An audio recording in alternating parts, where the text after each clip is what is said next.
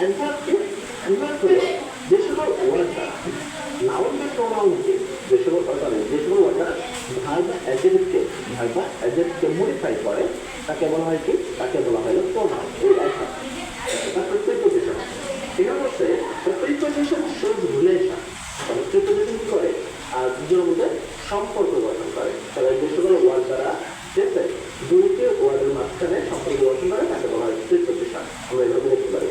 তবে আজকের ক্লাসে আমি তোমাদের বই অ্যাকর্ডিং করছি।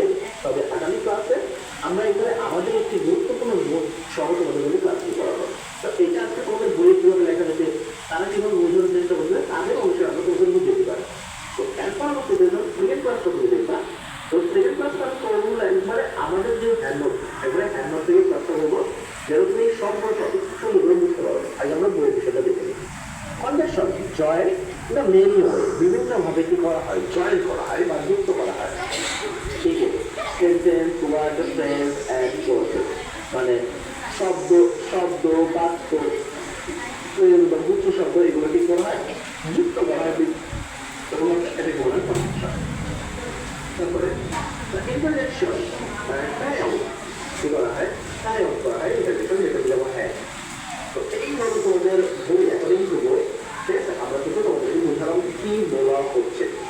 এবার আমি তোমাদেরকে কিছু কথা বলি। এই যে বোঝালাম, আমাদের অনেকে ভালো বুঝতে পেরেছ, আমার অনেকে কিছু ডাউট বুঝতে মনে করেছে, সেটা ঠিক আছে, কারণ এটা বই অ্যাকর্ডিং বলা হয়েছে, এখানে অনেক কিছু বলা হয়েছে। তবে আমাদের ক্লাসটার মতো আজকের বছরে তা আমাদের ক্লাসটা এখানে শেষ করতে হবে। তবে